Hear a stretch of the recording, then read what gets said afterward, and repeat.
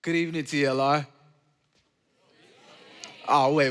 We gotta try that again. I know y'all can be louder than that. I come on Monday, so we're gonna give it one more try. Good evening, TLR.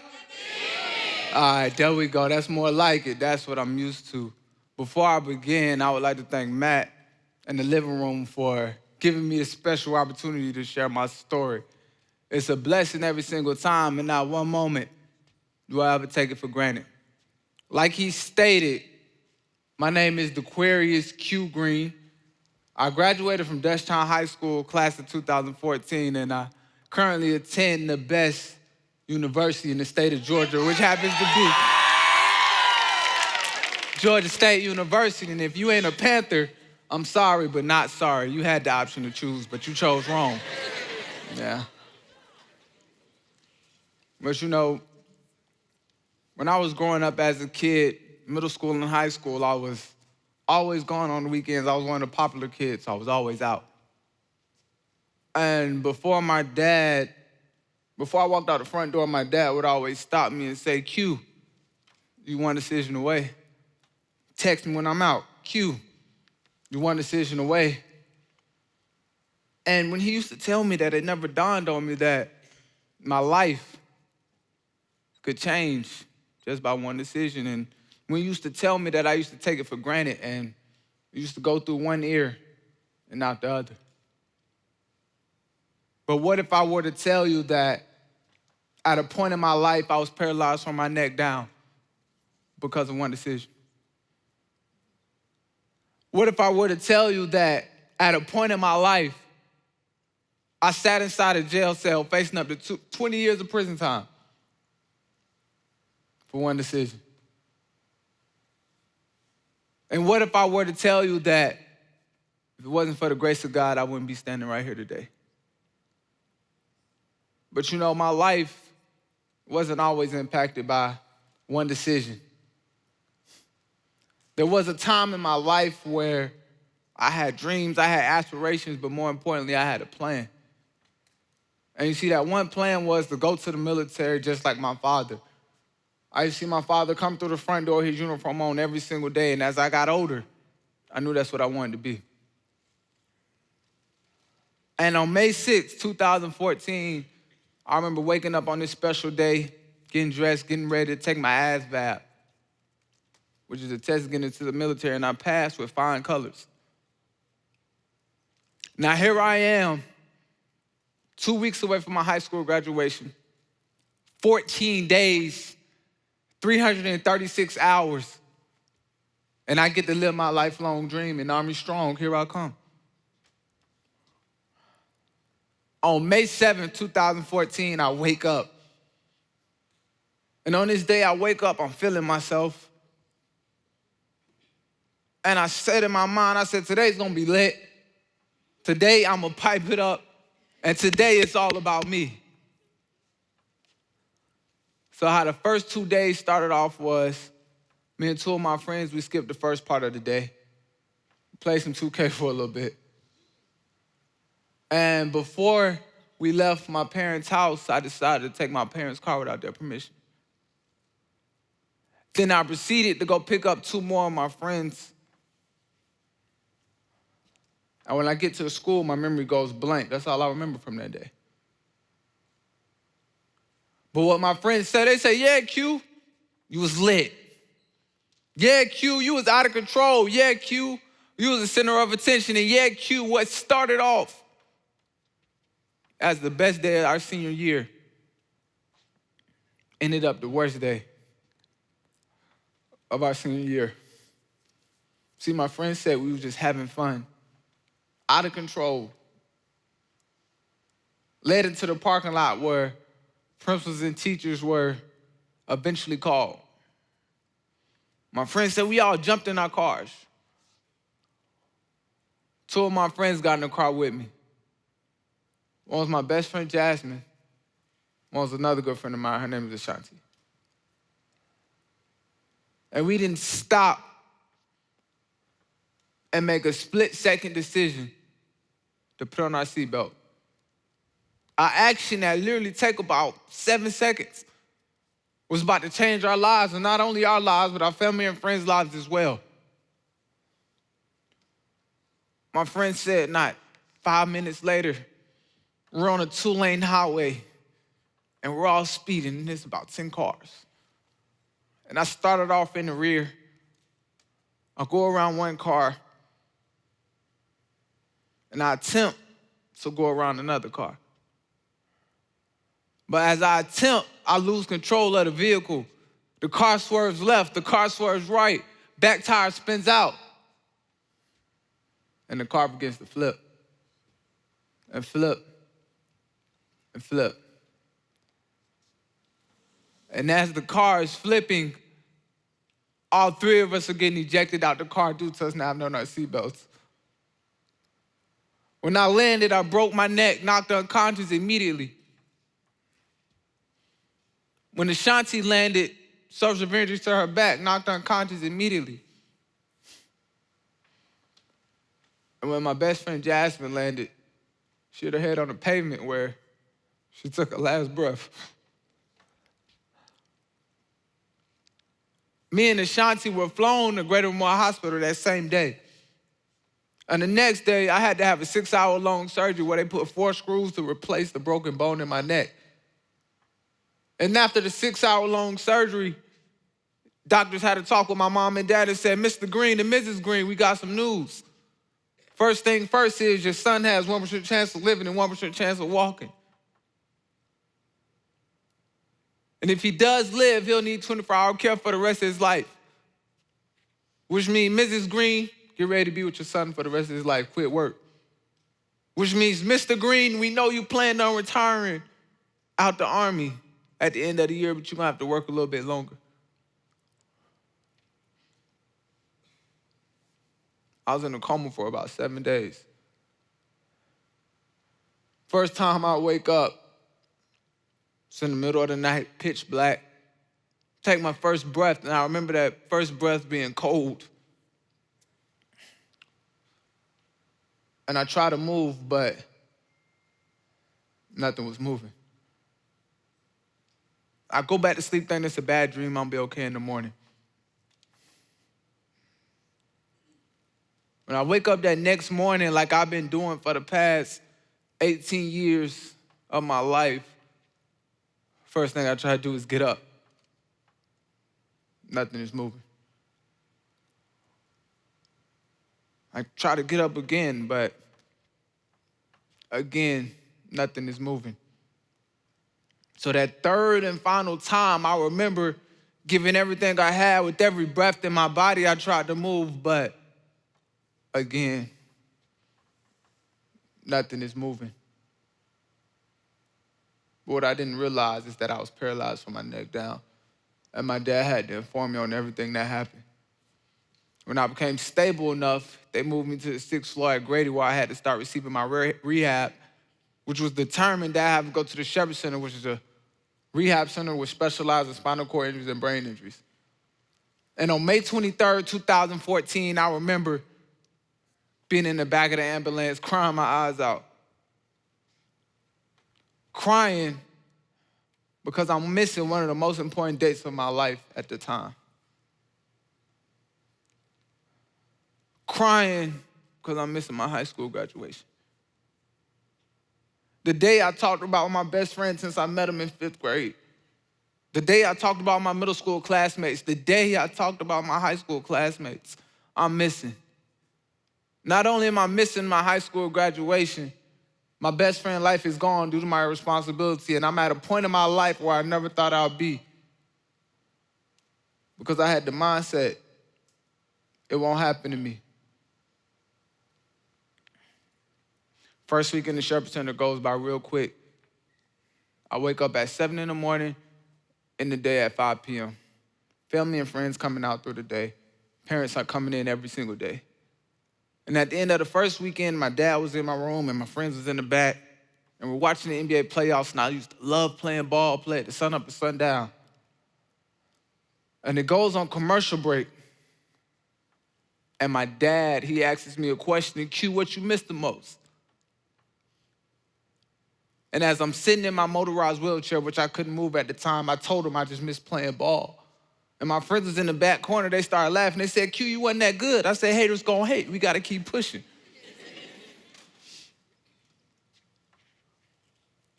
That next week, though, in the Shepherd Center, as each day passed along, reality started to set in. I started to ask myself, will I be able to get out of bed again on my own? I started to ask myself, will I be able to walk again? Started to ask myself, will I be able to get myself dressed again? I started to ask myself, will I be able to do the smallest things, just tie my shoes again? So at the end of the second weekend, same scenario.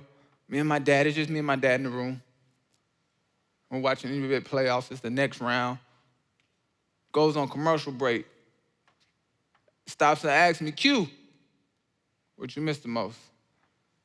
And I looked up and I said, Dad, believe it or not, I miss getting up out of bed. Because at that moment in my life, what I realized is that I took life for granted my whole 18 years of life. And ever since my dad has asked me that question, 6 years ago, I wake up and I live and I vow to live every day like it's my last day, because tomorrow's not promised to no one. In the blink of an eye, it could be gone, as we were sadly reminded in the beginning of the year with the death of Kobe Bryant and his daughter and the other family. But you know, college is a difficult time to appreciate every single day, because as college students, our mind is always focused on the future. Our mind is always focused on will we graduate in time. Our mind is focused on will we move out of our parents' house in time. But we never really focus on a single day that we're given. And I'll let you in on something. I stand here today partially paralyzed on my left side, struggle to get up every single day. But I'm 24 years old. I started school a year late. I won't end up getting my undergrad till I'm 25. That'll be next year. So in society eyes, I'm behind in life. But in God's eyes, I'm right on time.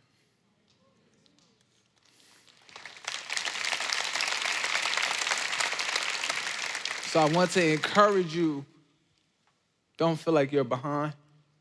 A man once said, a river never speeds up or it never slows down, it just keeps going. Like the famous Nipsey Hussle said, he said, life is a marathon. But if you quit, you're gonna regret it forever, because if you quit once, you'll quit twice. If you quit twice, you'll quit for the rest of your life. And you know, like in college, we're trying to figure out our purpose. We're trying to figure out what we're really doing. Is it really destined for us? Is this what God really wants me to do? But as we're figuring out our purpose in college, we're also going through pain. Whether it's physically, mentally, or spiritually, we're going through pain and we're trying to wonder why. Here I am trying to be successful when I'm going through pain. I know,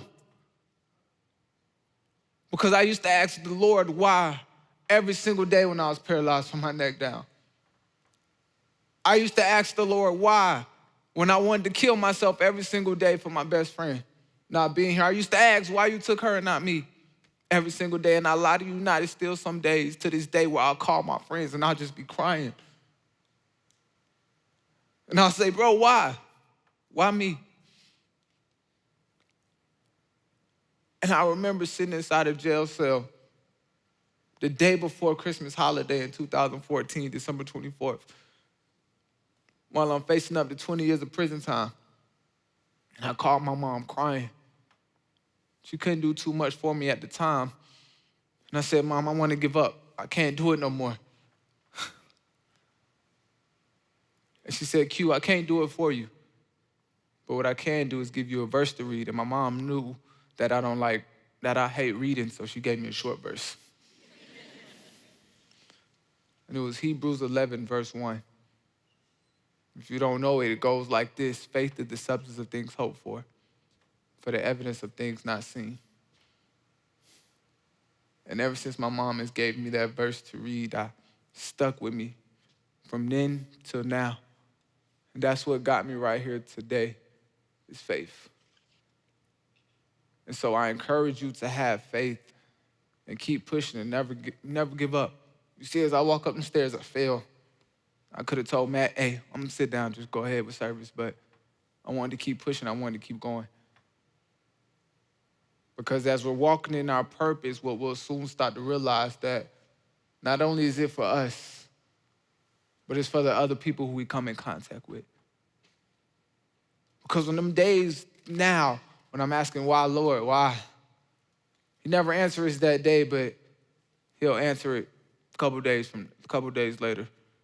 You know, I stay in the Commons building. Some of you guys' faces I'm familiar with, and I was going to the garage, the elevator garage doors, and you know, them doors close quicker than the other doors in the Commons. So it was a girl waiting for me, and she saw me, and she saw I had a limp, but I'm walking out of slow place, so she held the door for me. And so as we're in the elevator, she looks at me up and down. I look at her up and down. And she punches P3. I said, punch P4 for me. And she stops and asks me, she said, don't you speak? I said, last time I checked, yeah, that's me. She said, good one. She said, I want to let you know something. I want to let you know that God is in you. And she gave me a hug. It didn't even get to get her name. And as soon as the elevator doors closed, it dawned on me, man, I wanted to tell her that, just like I'm about to tell you, that God is in everybody. We just have to be willing to have an open heart and to be able to trust him to lead us in the right path. So the next time I see her, I'm going to tell her those exact words, is to trust God. And like Matt said, lean forward. Don't fall. Don't give up.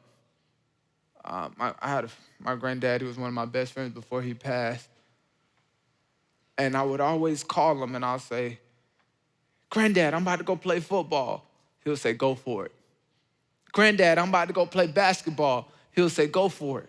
Say, Granddad, I'm about to get a girl number. And then he'll be like, wait, is she cute? Go for it. That's what he'll ask me.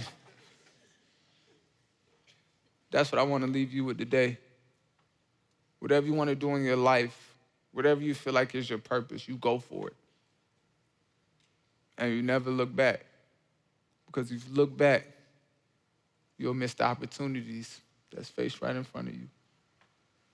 I know decisions are a big part of our lives.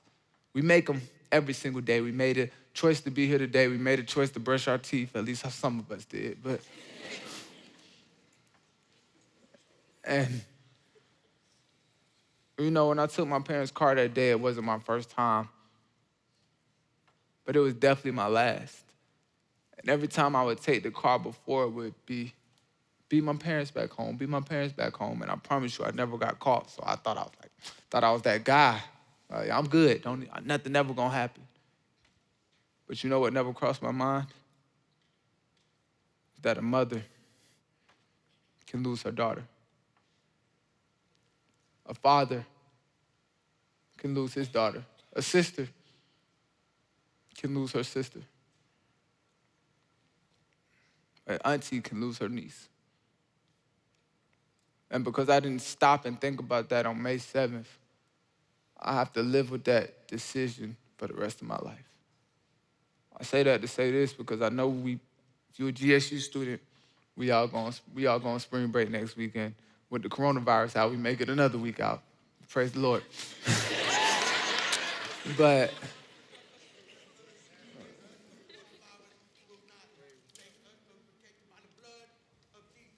thank you, man.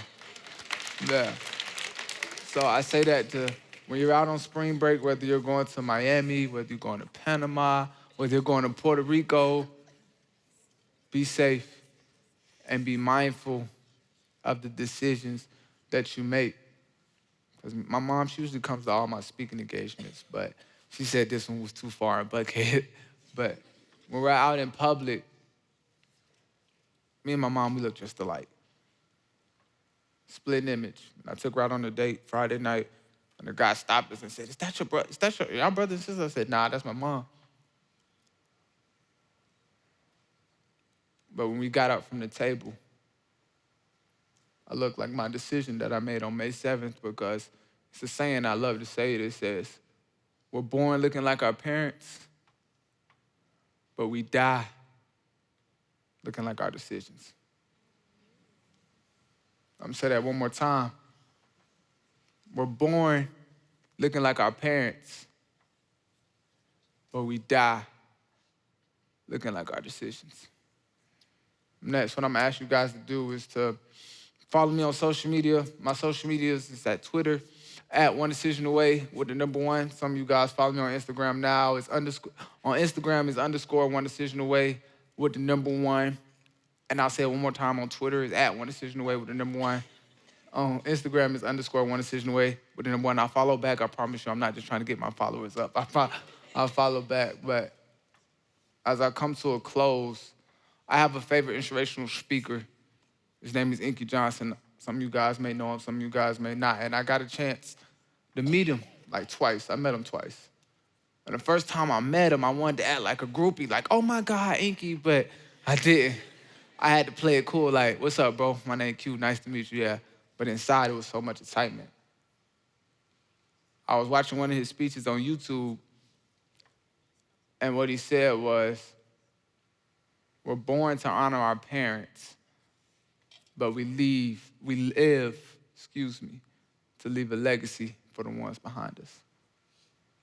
When he said that, I started to ask myself, what would be my legacy?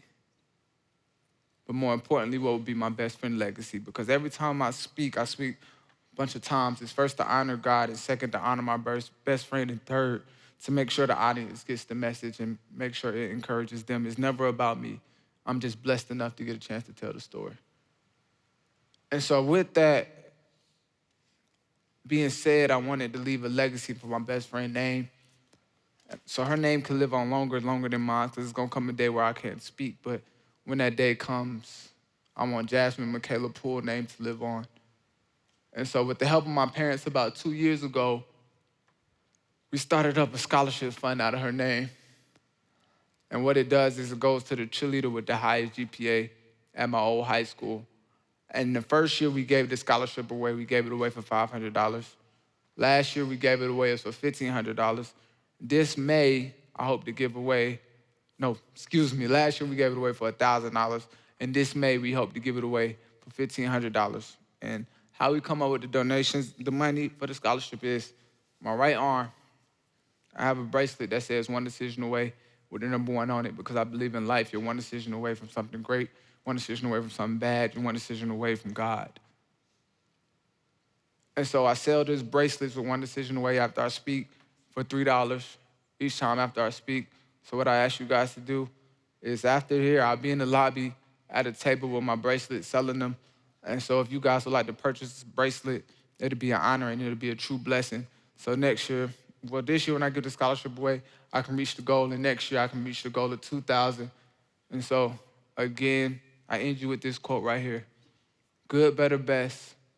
Never let it rest until your good is better and your better is best. That means in life, never give up, never get complacent. And each time you do something, give it 110% and nothing less.